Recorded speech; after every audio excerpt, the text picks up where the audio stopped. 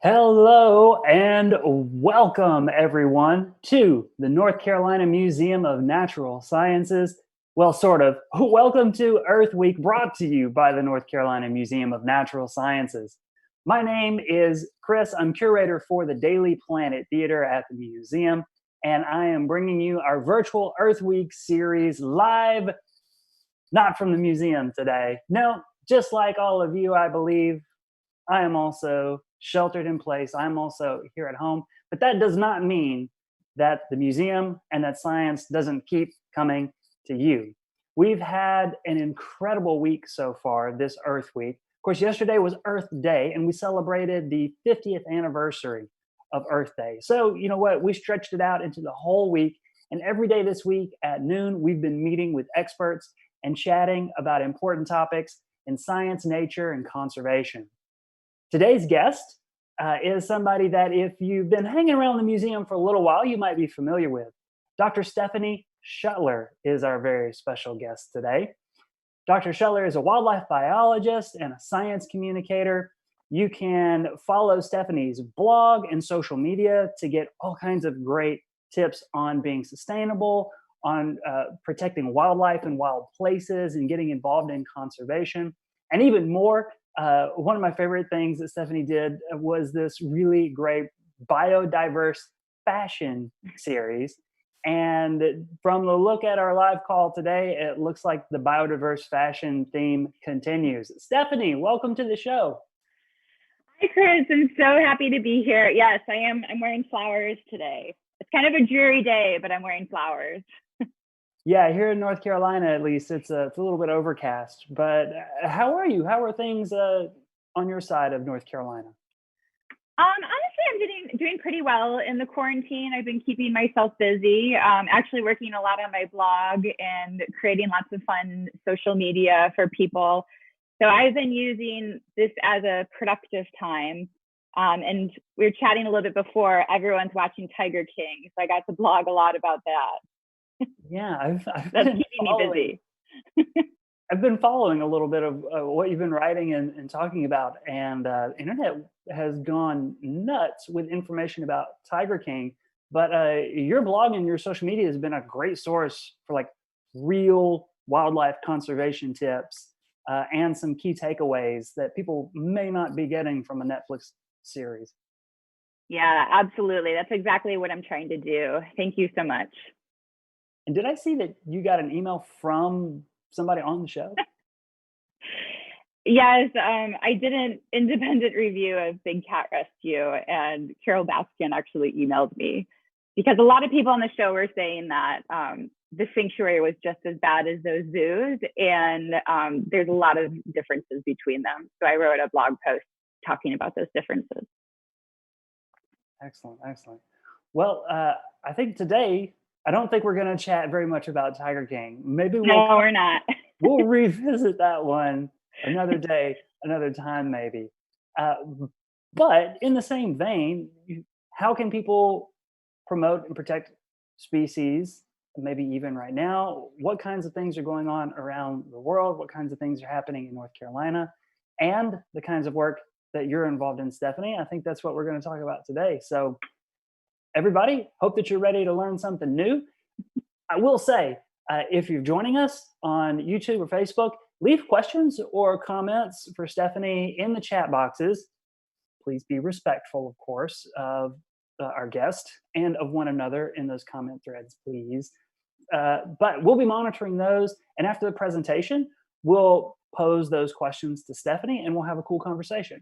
So let's get ready to learn. Put on your thinking caps. Stephanie, show is yours. Okay, great. I'm going to start my screen share now. So you should be able to see my desktop. Okay. Yes.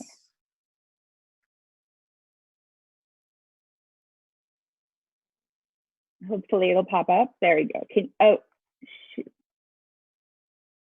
You guys see it in presenter view though, right? Oh, yes, we do. Let me get it in regular view. We can see all your slides. We got all of your conservation knowledge in every slide at once. I think it'd be slideshow.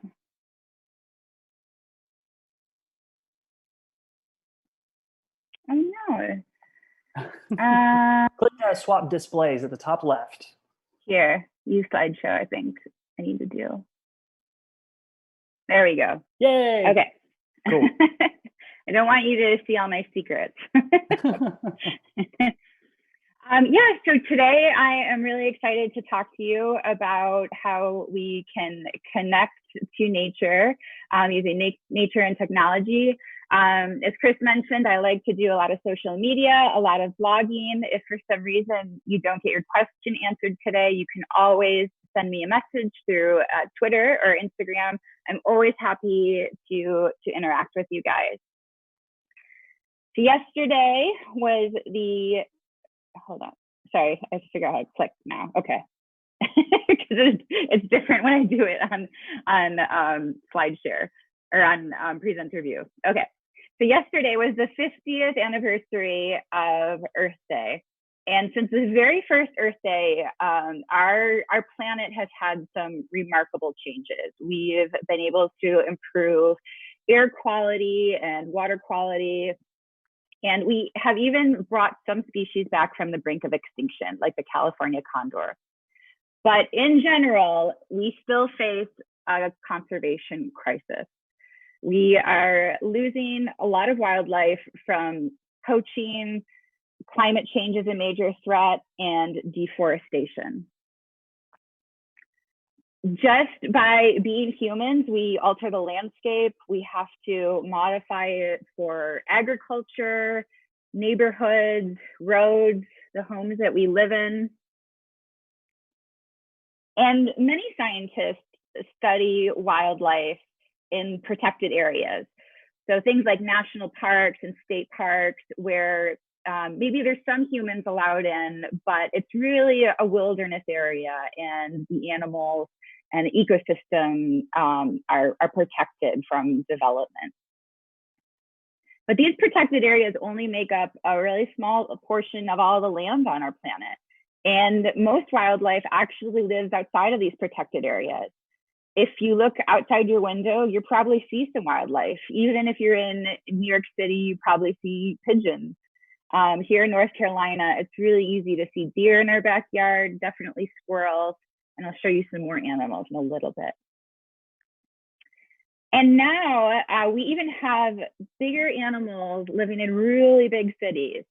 Historically, carnivores avoided people and they tended not to live in big cities, but we have coyotes living in downtown Chicago. And now that the pandemic is going on and people are staying indoors, I've heard stories of more coyote sightings, more animal sightings going down the street in really big cities. We have mountain lions in Los Angeles and in India, which is the second most densely populated country in the world. There are leopards living in Mumbai, which is a huge city. So these animals can live alongside us.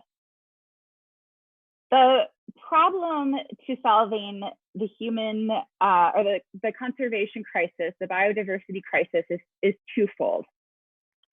We need to start studying animals in these areas outside of protected areas alongside where we live. And then the second solution is also the problem. It's us. It's people in general. We need people to care about wildlife for wildlife to be protected in the future. If people don't make pro-conservation decisions in terms of the things that they buy or voting on certain issues, then we are going to lose our wildlife. And adults are really hard to change their minds. I don't know if you've ever had a conversation at a Thanksgiving dinner table, a political conversation with your family. It's really, really hard to change their minds. So that's why I think the future is in kids. Kids are still figuring out, who they are in life. They're more open to new ideas and suggestions, and a lot of their values still haven't quite formed yet. But there's a big issue with how we're raising kids today in terms of conservation and nature. Decades ago, when my parents grew up, there was a very different philosophy in raising kids. People would just let their kids go outside all day, and as long as they were home for dinner, they were fine. They didn't worry about the kids. There's a lot of freedom and playtime to explore. Thankfully, now that, or one of the good things about the pandemic is that's actually happening to people now, is they don't have the busy schedules that they used to have, and as things are canceled, and they are exploring nature outdoors. When I grew up, the philosophy started to change, and my mom was worried about us not just roaming off on our own. So even when I rode my bike to my friend's house, she would follow me in the car. She was worried about my safety. And probably the biggest challenge today, and a lot of people say is like the enemy of nature, is technology. I'm guilty as charged. I'm in front of my screen most of the day. I have dogs, so I at least walk my dogs every day and get outside. But by far, most of our lives are spent indoors looking at screens, playing video games, just working on the computer, watching television. And we're not getting those experiences outside with nature anymore. So studies have actually shown that kids can recognize and identify the names of hundreds of Pokemon characters, but they really struggle to name local wildlife, even just dozens of names. It's really hard for them to say it. So they might know that this is a turtle, but they don't know it's an eastern box turtle. And these connections, knowing what these animals are really important for conservation. Because if you never knew about the animal or the plant to begin with, why would you care if it's gone? Or would you even notice if it's gone? So one of the biggest things that we can do really for conservation is take our kids outside and allow them to have those close-up personal connections with nature. And studies actually show that going outside is a major predictor of pro-conservation behaviors and attitudes. As a wildlife biologist, I've so far only met one person in my field who said that going outside was not the major reason for them becoming a wildlife biologist. Everyone else has said going outside, exploring the outdoors was the main reason. And it doesn't have to be a special outside. It doesn't have to be a pristine national park or a gigantic forest. These outside experiences can be really small. You can find nature everywhere. Even in the cities, there are parks. Even there's a project I'll talk about when we get to talking about citizen science that has to do with the wildlife in your home. For me, I grew up in Buffalo, New York, and this just meant looking in my front and backyard, and we just flipped over stones and looked for insects. So as a wildlife biologist, we wanted to try our research both to educate kids, get them excited and inspired about animals, but also help us collect data. So we decided to meet kids where they are in their classrooms. Every day, kids go to science class all around the world. And we thought, instead of them being lectured to and having to memorize things, what if we could teach them science by letting them participate in real science and the science that we do as scientists? And there are some challenges to this that we would have to work within a 15-minute period because classroom time is usually limited. And a big thing is we are dealing with kids. So kids don't always have, or at least some kids, don't always have the best reputation for taking care of their homework assignments. I asked my teacher, or I asked one of the teachers I work with for a photo of like a messy folder or something. And with seconds later, she sent me this picture. So if we're going to use the data that we collect for real science, it has to be high quality. Otherwise, we can't use it. And citizen science, this is the idea of working with non-professionals and the public. So most of these programs, pretty much anyone can participate in. You don't have to have a science degree. You don't have to have any degree. And these programs take place all over the world. And these citizen science projects have shown that participants can collect really high data. Most of these projects, though, have happened with adults. So here's an example from eBird. And you can see that all these different light points are, they represent a bird. And this is from, let me see if I can move this on the top. Yeah, this is from the indigo bunting. It's a species of bird here we have in the United States. And this is all collected from birders across the United States. And you can see the patterns change with time. And this is because the species migrates. So if we have all these people all across the world participating in eBird, then we can learn things about birds that there's no way we could do as scientists, because we have so many more eyes and ears on the ground. With things like climate change, this is incredibly helpful. So this is exactly what we tried to do. We worked with teachers across the globe, and we implemented camera traps in their classroom. We co-developed lesson plans so they could use these camera traps to study science. These camera traps are triggered by heat and motion. So whenever an animal walks by, it takes a picture of that animal, and this provides a scientific record. We ask the students to take the location of the camera trap, and then they upload the photos. They identify the species as best as they can. We give them a field guide to help them out too. And then the photos go to us. Because we are potentially using these data for real scientific publications, we need to make sure that the data is the highest quality. So every single photo that is submitted to us, we double check to make sure the species is correctly identified. If it's not correctly identified, we change it.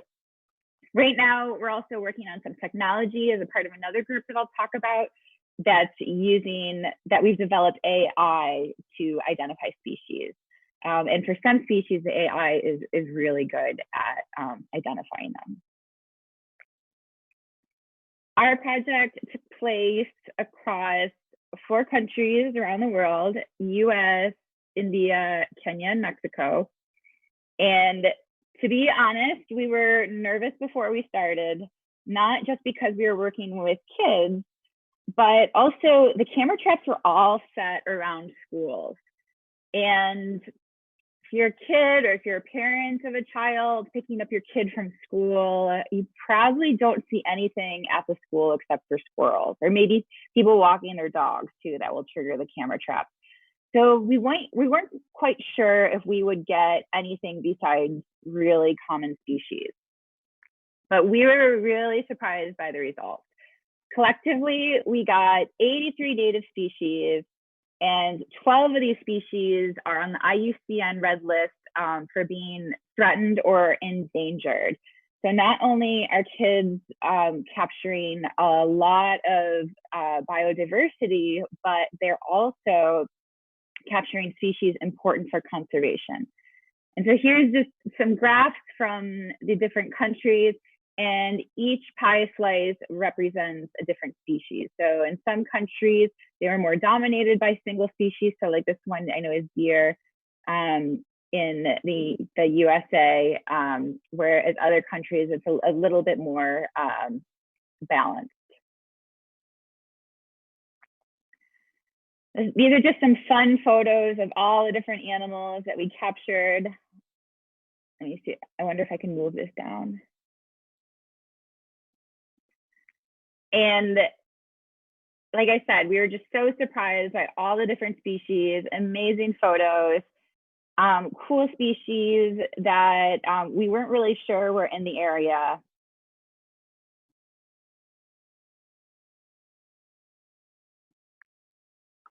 And we also looked to see how the data compared to protected areas. So here's an example from North Carolina. We took the species and we compared all the North Carolina schools to Umstead Park, which is a suburban state park here. And the results from that were done by adult citizen scientists. And what we found is for that all the species except for white-tailed deer, which is the parks are in the orange, the kids actually had higher detection rates. The schools had higher detection rates. And the detection rate is simply the number of times an animal was seen per day. So this is some really exciting news that we were seeing animals like foxes and coyotes at higher detection rates per school than in the park. And we looked at this pattern in a larger study across Raleigh and DC, studying the mammal diversity and abundance across these two cities in an urban to wild gradient. And the results supported our school results, that the abundance actually peaked in the suburban areas, and diversity was not significantly different from the different development zones. So even though if those areas were developed, as long as they had green spaces, that's what we found to be important for these animals. We could get the same number of species as we could from the wild and rural areas. We tried to look at this compared to other schools in Kenya, Mexico, and India.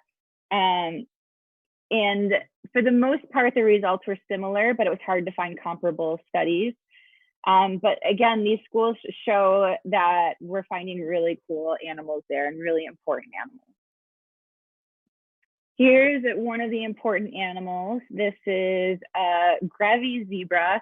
So you might think zebras are pretty common, and they are. The common or the plain zebra is, but this is an endangered species. You can tell it's a Grevy zebra because it has a white belly and thinner stripes. And these guys, I think there's about 3,000 of them left, and they're only found in pockets of Kenya. And I think they're found a little bit in Tanzania too. This is a GIF I made of photos, still photos. So it looks like they're circling around, but it's really it's just a couple of photos. And this is of African wild dogs. These are another endangered species in Kenya.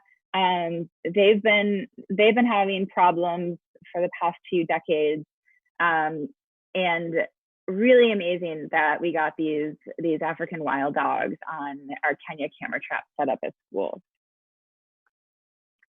This is another Kenya camera trap, and this time we have the black rhino, which is actually a critically endangered species.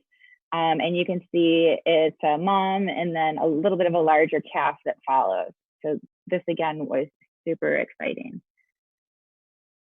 And then from India, we had dholes. This is another wild dog, the Indian wild dog or the Asian wild dog. Again, another endangered species. I just think these are such a beautiful animal. They kind of remind me of our coyotes here. They're definitely pack animals. And they're endangered species that people you don't really hear about it. I don't think I ever heard about dholes that much until I started this project. And then finally, just to give you an idea of the camera trap pictures during the day, even though some of these schools are located in more rural areas, and this is in India, but even in the rural areas, there's a lot of traffic. Even on dirt roads, there's a lot of people, a lot of cows. But at night, we got this amazing photo sequence of a tiger. And we actually captured, I think it was 15 detections of tigers on our camera traps. And we were able to identify, I think it was something like 7 individuals. So we know it's not just the same tiger over and over and over again. And you can tell tigers apart because they have unique stripe patterns. So of course, tigers are an endangered species. One of the challenges that they face is, and actually in India, they've done a really great job with tiger conservation. And the tigers have grown in size in the protected areas. The population has grown in size. And now they're dispersing into the surrounding landscapes, which means they're living closer alongside humans. So it's really important that we need to study where these tigers are in these human landscapes so we can help people and tigers coexist more peacefully. Not only did we find amazing animal photos, but we also really inspired kids to be excited about science. Teachers reported that students were highly motivated to participate in the program. They were incredibly excited. One classroom even counted down the days until they could check the camera trap. It is really fun. I always get really excited when I check a camera trap too. And most of the schools put on presentations for their communities too. So this is a school in India. They printed out a lot of their photos. So not only did the kids learn about wildlife, but their parents got to learn and their family and neighbors got to learn too. And many people were surprised by the wildlife that they found at their school.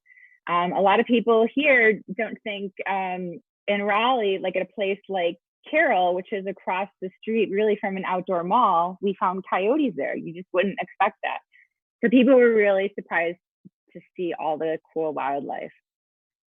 A classroom in Mexico actually presented their results to the mayor of Guadalajara.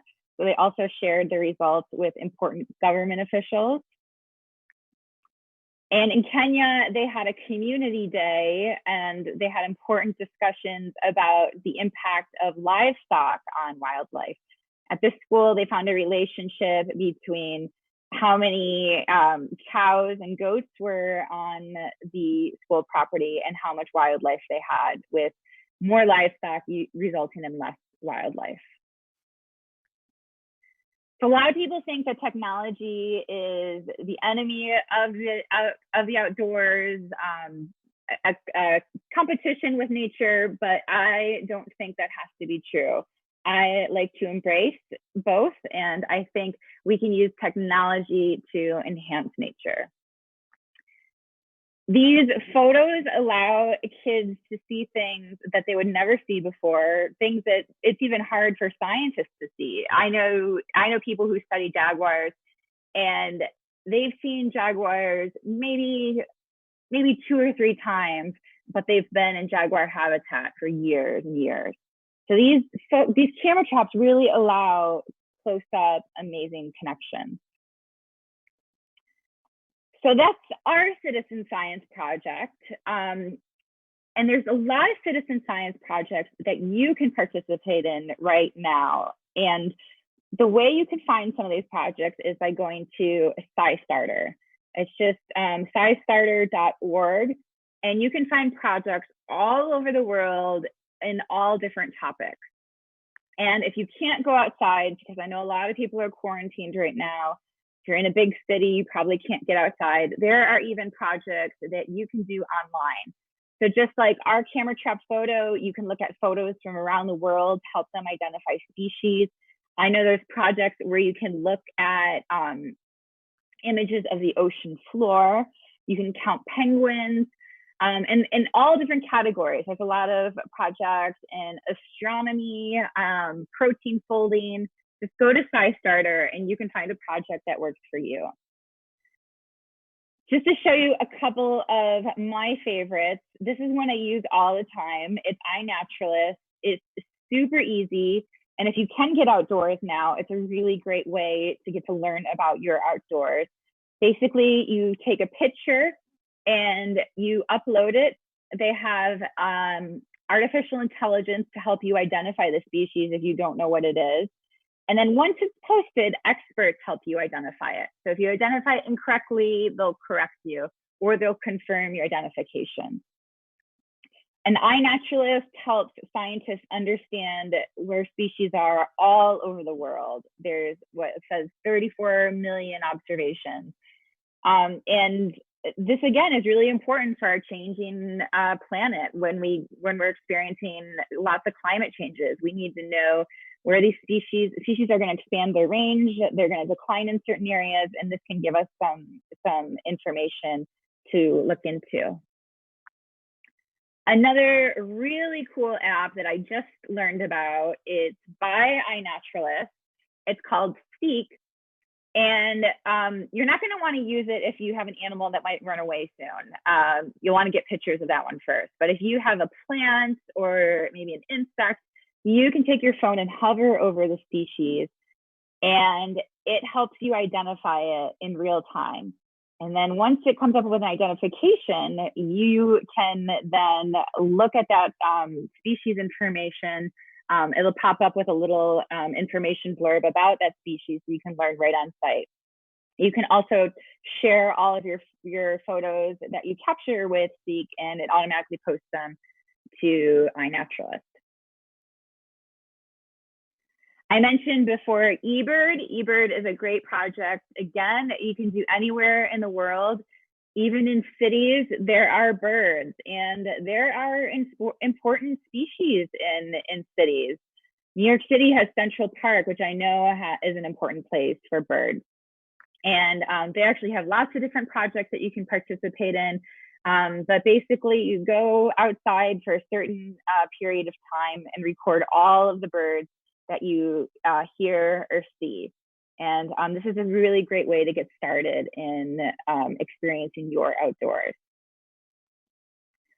And then just to talk about the future of our project, this isn't quite ready yet for citizen scientists, but eMammal is collaborating with 6 of the major conservation organizations around the world to form wildlife insights. And right now we are compiling all of the photos from all these different organizations into one different database. And we want to make this open up to researchers and eventually people all over the world so we can learn about wildlife in near real time. And we have been working with Google to develop this artificial intelligence to help us identify species so that scientists don't have to go through all of those photos, because it's extremely, extremely time consuming. Although it's very fun, I love it, it's time consuming. So this is what's going to be the future of camera trapping and help us study species, like I said, in near real time. So through citizen science and through our eMammal program, kids can see species they've never seen before. They get to know these animals. They have up close personal connections with wildlife, which hopefully encourages them to want to save wildlife, and it makes the wildlife more real. Now that they have a name for it, that they know what the animals are, they're going to be paying attention to these animals. And when they start to notice declines, maybe Google it and see if there's an organization that they can donate to help out. And then just to end up, if you want some conservation tips, eco-friendly living tips, you can head over to my blog. If you just Google Fancy Scientists, it'll come up, or fancyscientists.com. And I provide a lot of information about how you can easily help out the earth.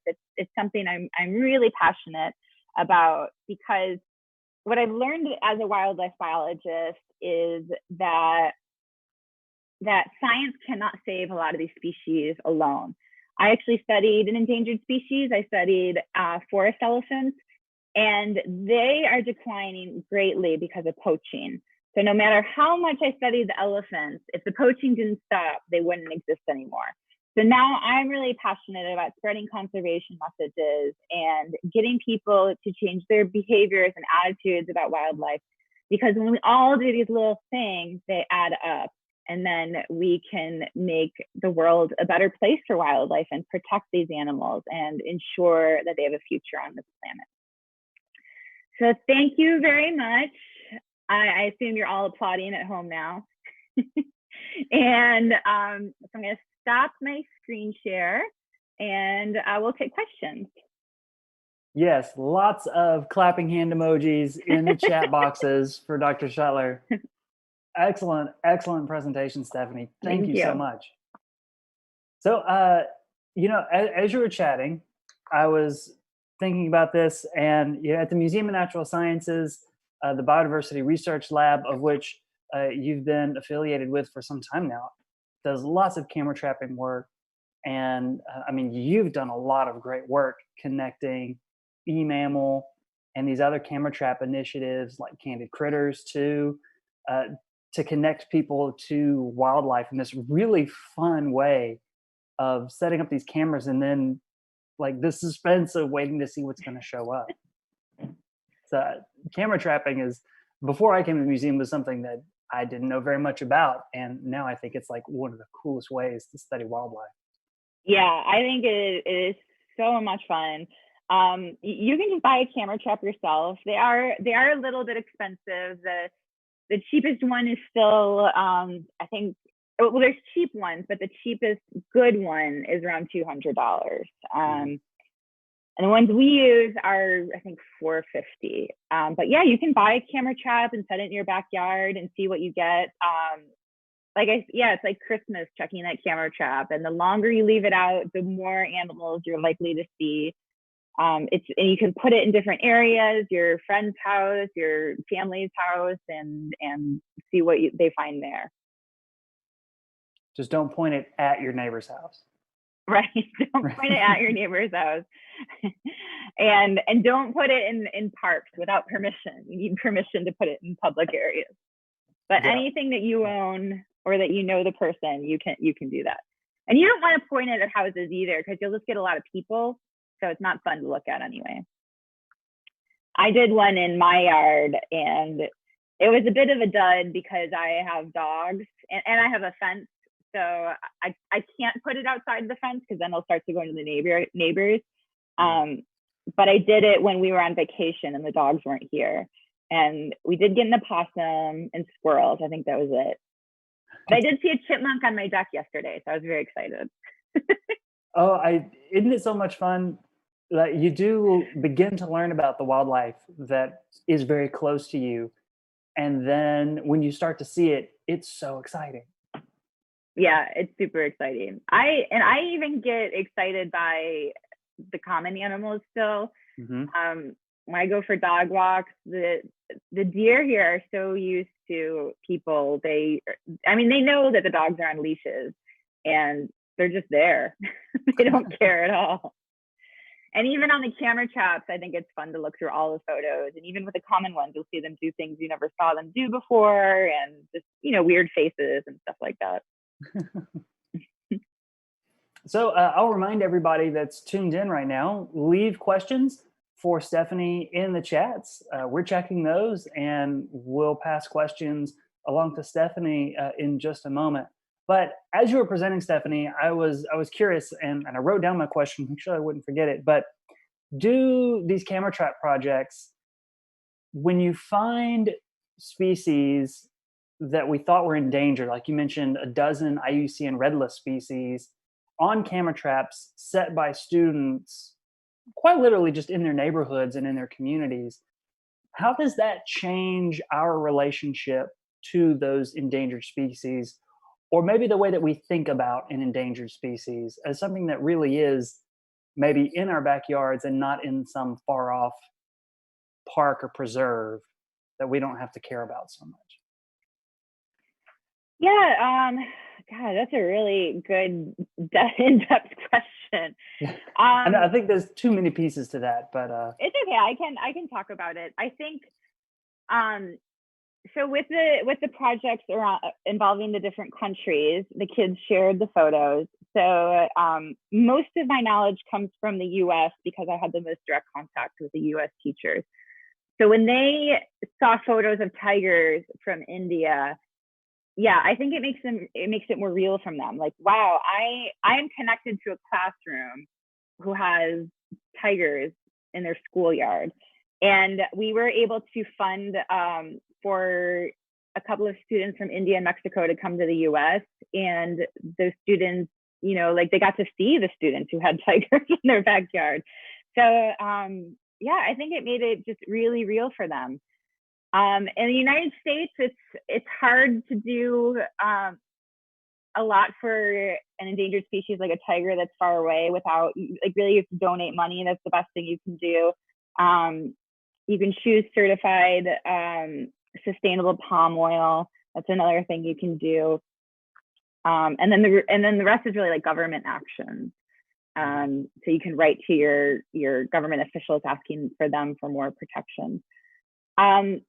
But hopefully for the kids in country, and the teachers did tell me this, that they had more of a pride about the animals in their yard.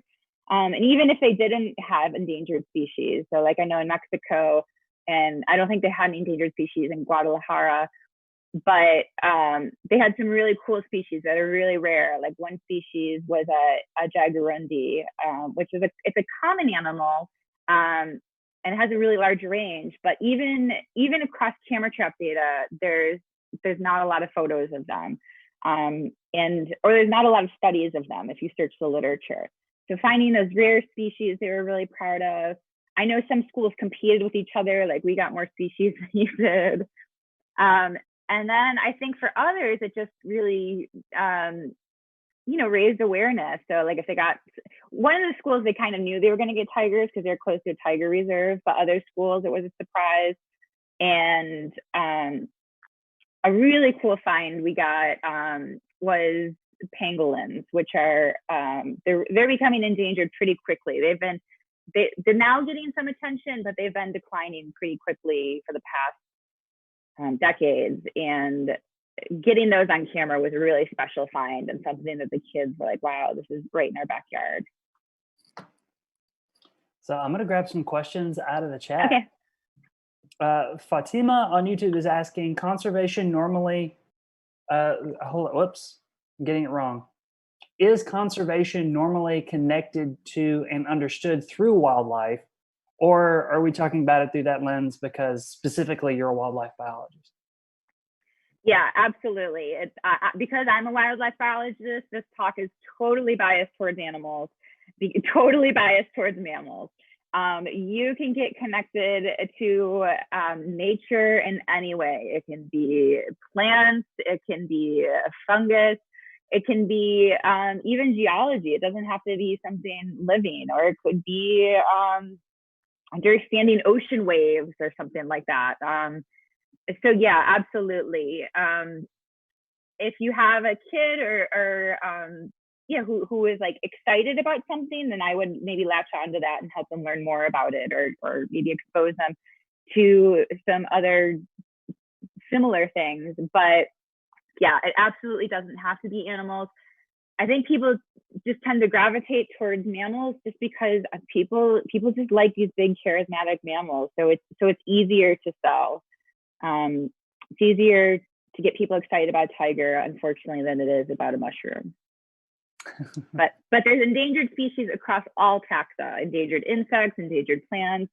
Here in North Carolina, the Venus flytrap is an endangered species. And I've seen them in the wild. They're awesome. I've yet to see one in the wild. That one's on my list. I need to get down to the sandhills soon. Yeah. Okay, let's take more. Kelsey's asking, can citizens or residences opt in to host camera traps for projects? I think you mean like share their data? I think so, yeah. Or run cameras for scientists. Yeah, so eventually with Wildlife Insights, I think we want to come to a place where people, yes, can deposit their camera trap photos. Right now, it's hard unless there's an organized project, because we need to make sure that we have enough data to be able to conduct a scientific study. So for the rural or the wild to urban project that I was talking about, we did use citizen scientist volunteers, but in order to make the study robust, we had to include a certain number of sample points per each development zone. So wild, rural, exurban, suburban, and then DC had some urban spots. We didn't in Raleigh. so we used citizen scientists for that. And then if there weren't enough volunteers in certain areas, we had to deploy interns or field assistants to help out, or us too. We did that too. So right now we're only taking volunteers in a project. And we were taking volunteers with Candid Critters, which is it is a statewide project across North Carolina State, but we're currently closing that temporarily so that we can analyze the data and then figure out our new research questions, because we've already collected enough data to answer the first round of research questions, and this might involve some change in protocols. But you can put your camera trap images in iNaturalist. So that's one place that you can share them right now. And yeah, iNaturalist would be a great place. Mm-hmm. Okay. Jennifer's asking, what is the best age for doing this in schools? Oh, and I should add, if you're a teacher in North Carolina, we let you run camera traps. So that's still an ongoing project. I should have added that in. So, but that's only restricted to North Carolina, unfortunately. We've been working with middle school classrooms. So we do have lesson plans, and like I said, they're targeted towards 5th to 8th grade. Really, it can work with any age because you can scale it up or scale it down. If we're talking about really young kids, it could be just like seeing what's in your backyard. Like, did we identifying animals like deer, squirrel, or counting animals. And then at high school level, we have some lesson plans that include data that they can do some data analysis with. Once they're running enough of their own camera traps, they can compare their data to data on our website, because we make all of the data publicly available. So they can maybe compare their school to another school. But right now we only have stuff for middle school students, but technically a teacher could take it and adapt it to any age range. And really, the age where kids can do most of this stuff, I'd say is probably 4th to 5th grade on, like where they can like actually set up the camera traps and stuff like that. If you're younger kids, you'll have to set up the camera trap. Okay. I'm going to go to Jennifer's next question. What do you suggest to do to get more adults involved in conservation? That is a really good question. Adults are much harder. I think probably the things that we can do are, so if you're already a pro conservation person, I think talking about it is really important, because there's a lot of research on social norms, and once things become socially acceptable, more people are likely to do it. So actually, my husband went to a grocery store last night, and he thought it was interesting how like certain food items were completely gone compared to other ones. And I said it probably has to do with a social norm. Like somebody is taking that and they're like, oh, this is low, I should probably get more of that too. So it's kind of like seeing what everyone else around you is doing. And once it becomes acceptable, then you can do it too. So the more that we talk about conservation, climate change, things like that, it makes it more acceptable for other people to participate. I even read a study about, so one of the biggest things you can do for conservation as an individual is eat less meat, ideally vegan or vegetarian. And they found that men didn't want to do it because they felt it made them feel, or made them be perceived as more feminine, which was interesting. So yeah, just talking about it. Adults, I think relating it to their daily lives is also really important too. So some of the conservation messages, I try to connect to things that people already care about. So like people are really interested in like coyotes around here. So I can weave in some messages when I talk about something that they're already interested in. But I think probably again the biggest one is social norms, and I think Greta did a really great job of that with her climate strike. We haven't heard climate change being talked about on that level since her or before her. Yeah, I'm thinking back to when I was young and in school and learning about different kinds of ecosystems in science class, and then getting a project to build a diorama of an ecosystem. Taking that project home, and then my dad and I working together to build a little rainforest diorama. And that meant that we were both learning about these ecosystems at the same time. So Yeah, that's a really good point, and that's one of the benefits. That's one of the indirect ways to get to adults is when you teach the kids, and they tell their parents what they're doing at school, and the parents learn. There was something else I was going to add. I'd say maybe another way is technology too. Like, I think adults really have a lot of fun with these things, even if they're not necessarily interested in nature that much. Like the Seek app is just really cool, and maybe playing around with technology can be a way to inspire them. we've got a few more minutes left. I want to get some more questions.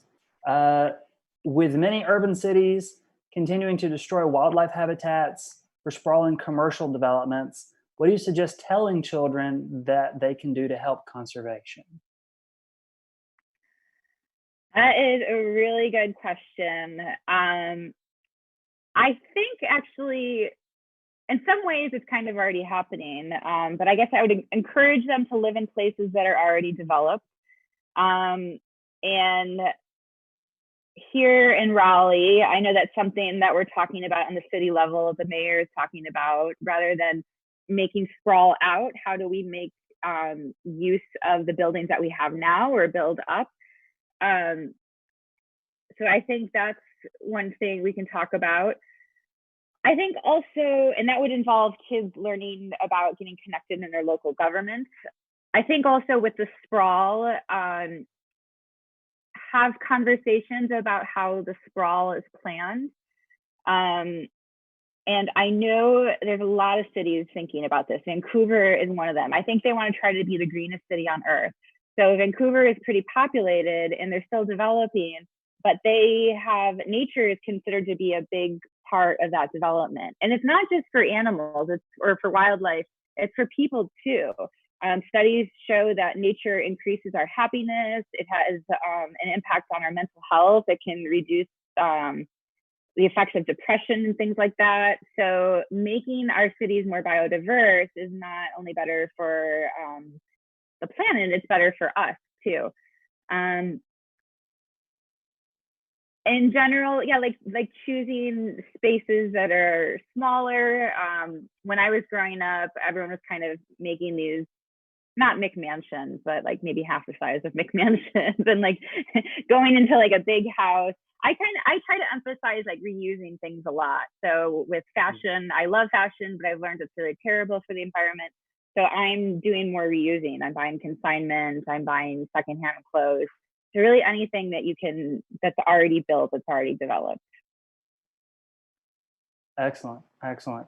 Another question from Fatima. Has camera tracking led to any big changes in conservation improvements, or are these efforts being created in hopes of bettering future conservation developments?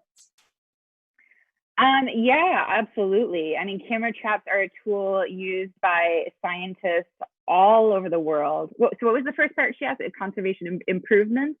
Has camera tracking led to any big changes in conservation improvements? So one example, the biggest example is actually India has increased their tiger population basically through camera traps. When camera traps were developed, India was really the place where they were used on tigers, and they could count the tigers, they could get population size estimates, they could track them over time. They made tiger reserves, and the tiger reserves also have these buffers around them too. So these are government actions in place where you can do certain activities in the buffer areas, but they're limited. So the tiger reserve, you can't really do anything. It's like our state or national parks. Like you can go in there and visit, but you can't, collect wood or start farming. And then in these areas outside, they allow some limited activities. So those are some examples of, and then tiger populations have grown since then. We're discovering new species in parks that we thought, my headphones I think are going. I think we'll last for the next 6 minutes though. Just raise your hand if you stop hearing me, or I guess if I stop hearing you. Okay. Sorry. But like I worked in Gabon, and lions used to live there, and in one of the parks they found a lion there again. So things like that are really exciting. But camera traps are used all the time to assess mammal biodiversity and ground bird biodiversity, and they're really, really important for conservation because you can't fight with a picture, and a lot of times these pictures are so much more compelling than data.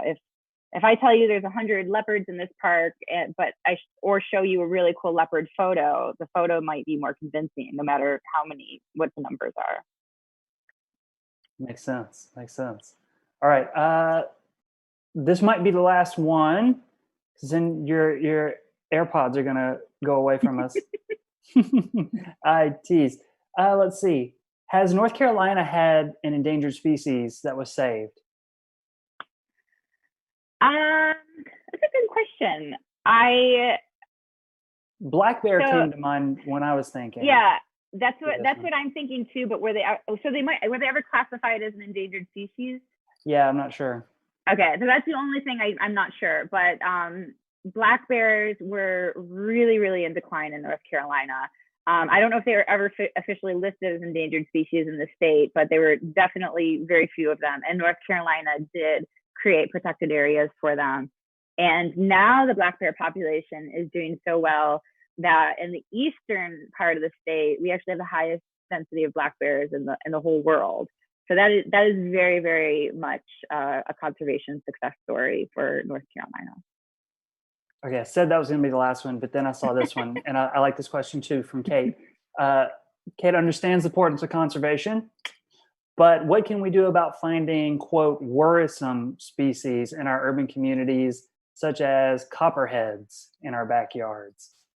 What can we do about for like not killing them? How to handle them without killing them? That's yeah. Let's hope.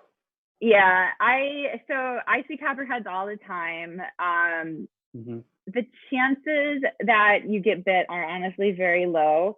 I know people are scared, but I always leave them alone. Your chances of getting injured or bit by a copperhead increase a lot when you handle them or try to kill them. And most hospitalizations are from people who try to kill them. So they don't want to attack you. I don't know if you've ever seen a copperhead. But a couple of times when I was camera trapping, I was actually like inches from a copperhead when I was doing a camera trap. I had no idea. So they're sit and wait predators. So they just like sit there and blend into the leaves. And then when a mouse or something or a toad hops by, they'll attack it. So they don't really want to go after you. They're not going to strike you. The only time they will is if like a dog's really in their face. And one time my dog did do that, but the snake still didn't bite. Or like you accidentally step on it. And if you're wearing shoes, it shouldn't be a problem. So I tell people to just live alongside these animals.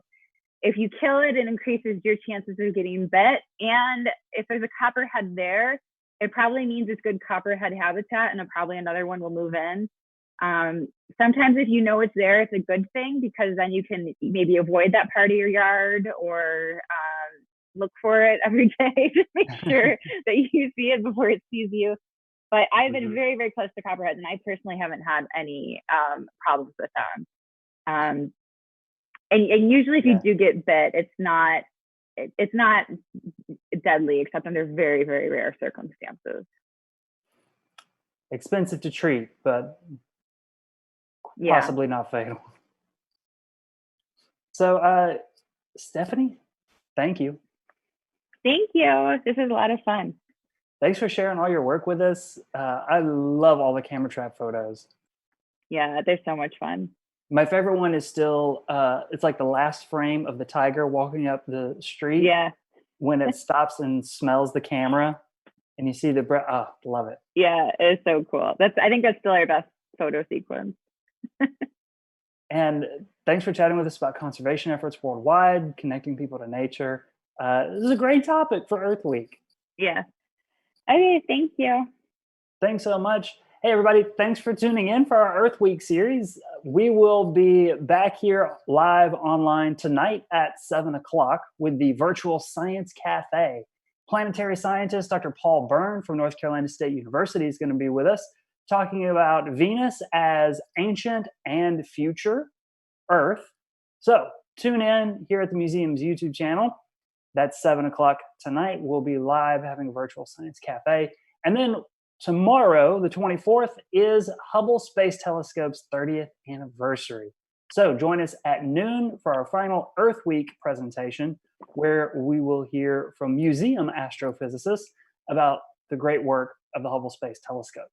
So if you want to know more about those programs, get links and more details, check out naturalsciences.org. And follow the museum on social media, of course, Facebook, Twitter, and Instagram at Natural Sciences. And hey, you can like and subscribe here at the museum's YouTube channel. Click the bell to get notified when we're pushing out new live videos and new science videos. Because if you're here for this, I know you like the museum and I know you like good science stuff. And there's a lot of it coming out of the museum right now. Stephanie, remind everybody where they can follow you. FancyScientist.com is where you can find everything. I'm very easy to find. FancySciences.com. That's perfect.